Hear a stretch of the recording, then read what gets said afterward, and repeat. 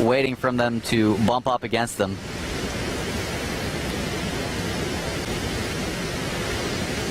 So I mentioned a minute ago, bears are incredibly intelligent. So what 503 is doing is, he's watched other bears be successful there.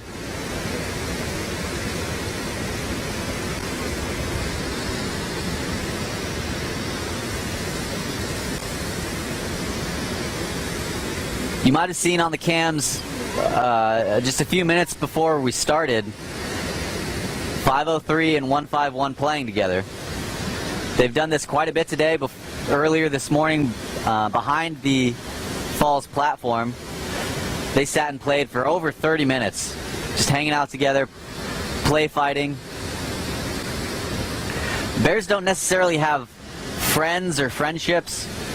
That's more of a human construct, but they do certainly tolerate certain bears over others and feel more comfortable playing or being in close proximity to one another. And that's the case with these two bears. Now, again, that doesn't mean they're friends.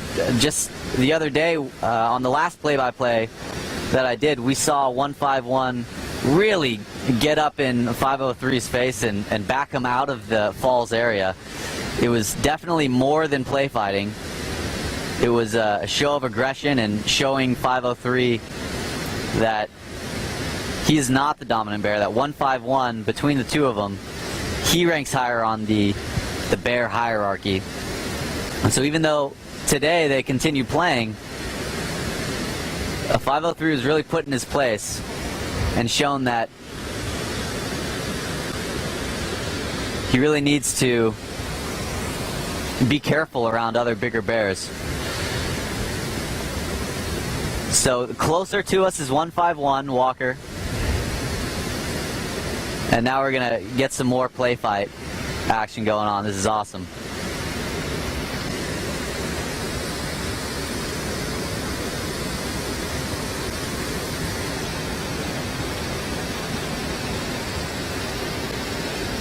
So what they're doing, it might be fun for them. That's, I would imagine, definitely part of it, but they're training, really, is what they're doing. They're getting ready for a situation where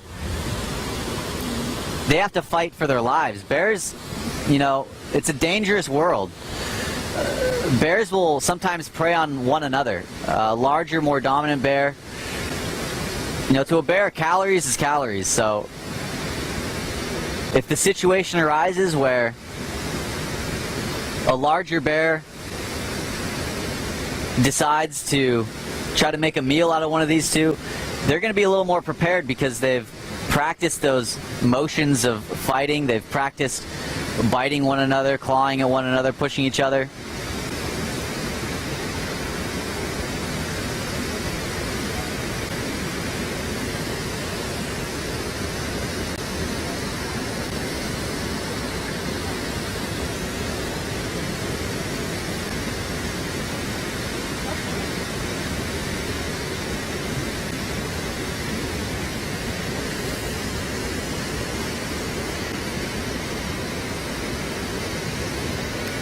So 151 here, he's 9.5 years old. 503, I believe, is 3.5 years old. So it's interesting that 503 feels comfortable enough playing and roughhousing with an older, larger, even more dominant bear.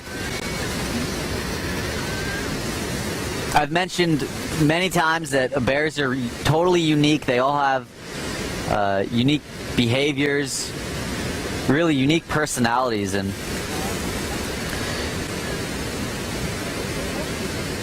that's from learned experience. 503 has a particularly interesting life experience, set of life experiences. You can read up more about them in the Cat My Terrain blog and in the Bear ID book.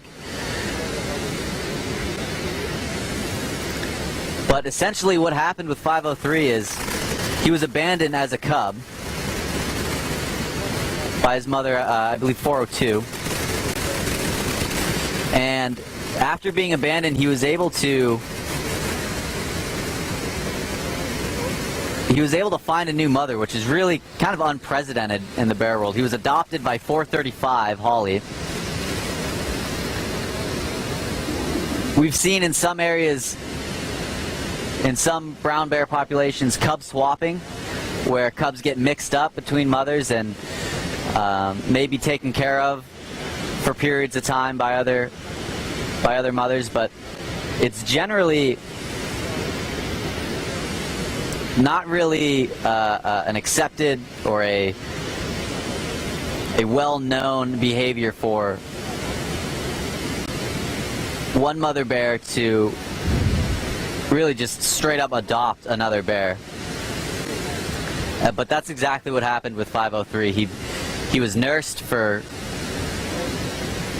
a year by 435, and because of that experience, you know, he was rewarded by being bold. He approached another large bear, and it really worked out for him. And so because of that, we're seeing some more bold behavior.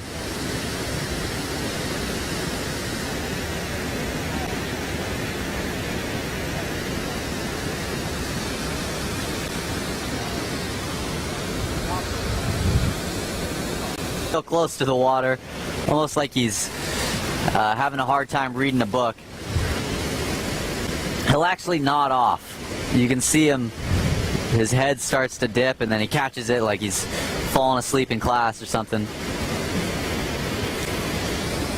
He's the only bear I've ever seen do that.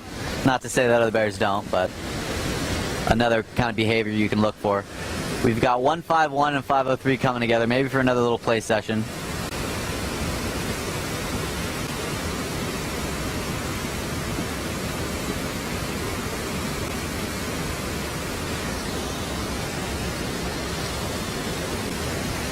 And again, as far as we know, these bears aren't siblings. They're certainly not, you know, recent siblings of the same litter. 151, quite a bit older.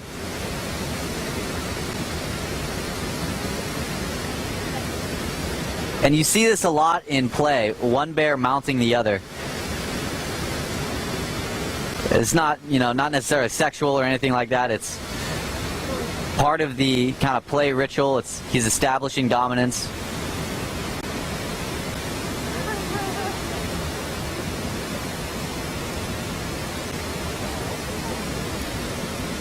And it's, you know, it's a treat to see brown bears do anything, but to watch two young bears, still pretty large, play like this is really a treat.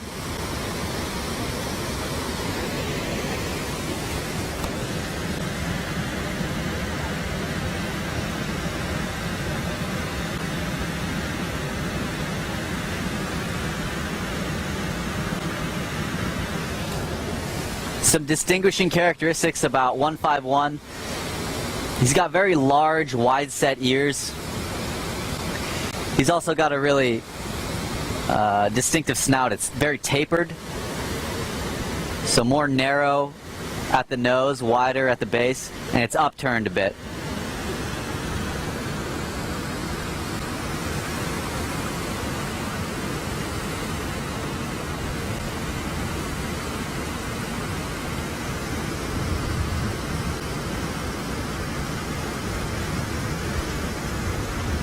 In the early summer, before the winter coat grows in, 151 has really dark eye rings, but those are not very apparent anymore. But that wouldn't be normal to see in a subadult.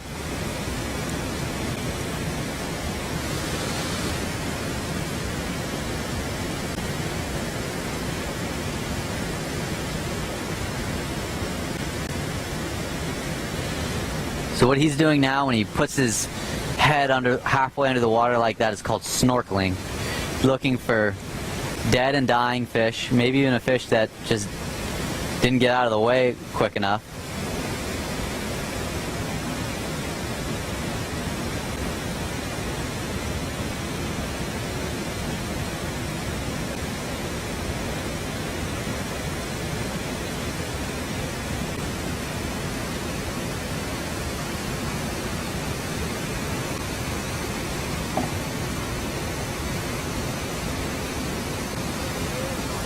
And we're going to start seeing